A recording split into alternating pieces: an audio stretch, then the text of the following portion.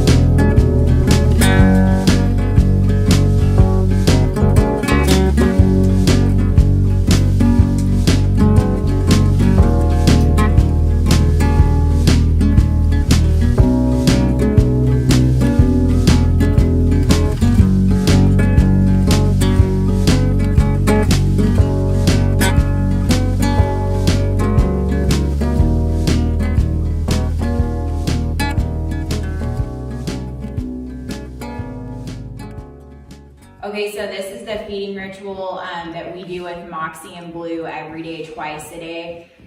So they need to be asking me permission to have the food.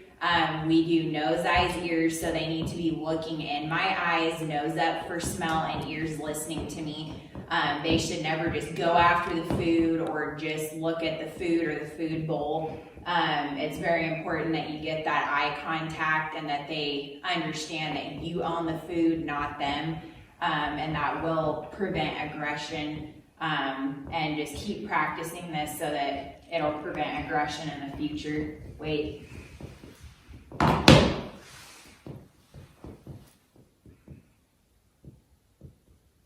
Okay, good boy.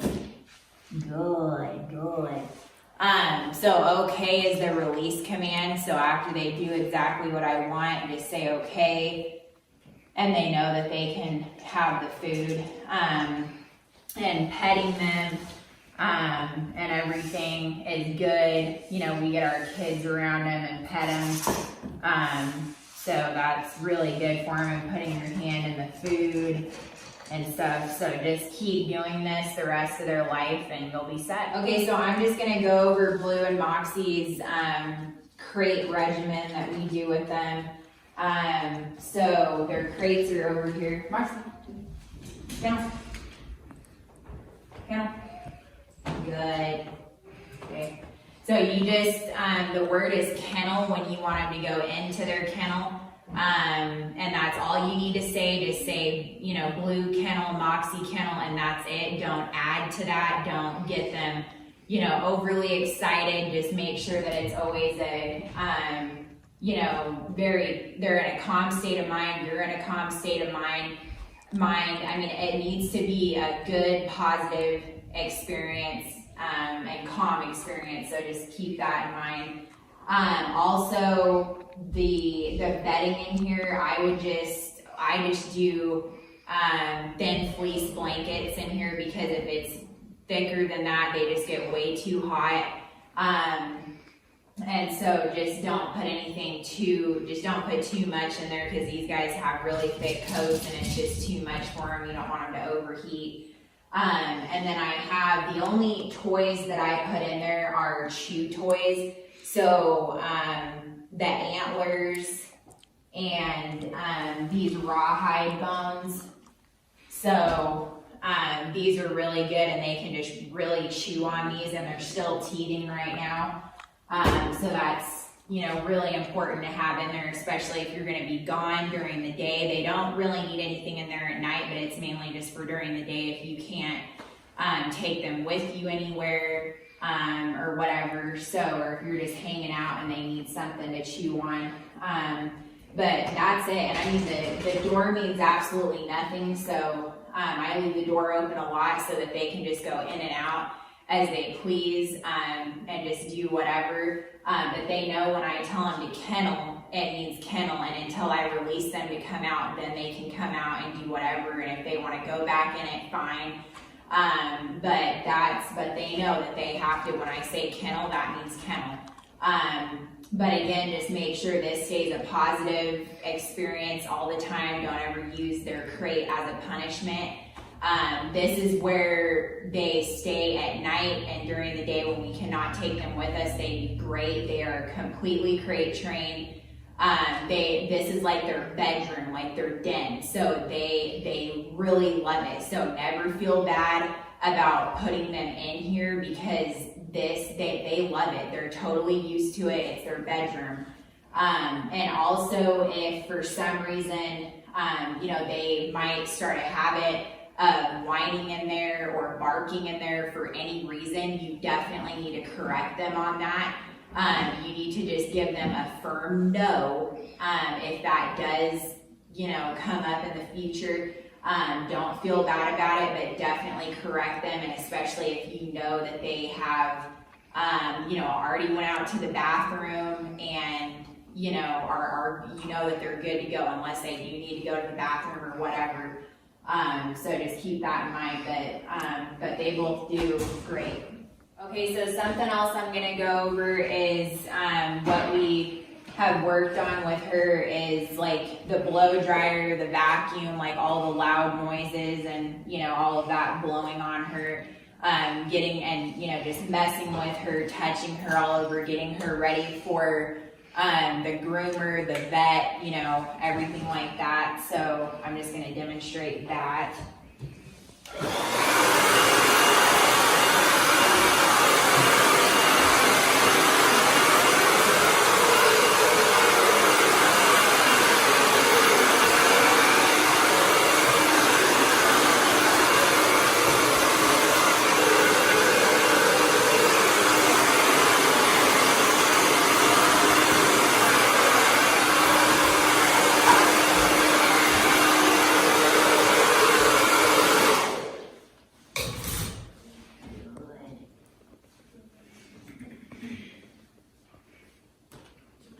So we just make sure and, mess with her a lot, mess with her feet, pull on those a little bit, their tail, and just make sure that there is no, aggression with any of that, opening their mouth, their ears and all that good stuff, and flipping them over and all that. And she does very, very well with all of that. So, but just keep that up at home and, make sure that she's always going to be good for the groomer and the vet. Just keep it up. Moxie is, she's a great dog. So she's just pretty much good with whatever, very happy-go-lucky dog. That's just all her personality. Sometimes a little shy, but she's just very, very happy-go-lucky, pretty much good with whatever, loves to play, so she really doesn't have an issue with anything like that, so yeah.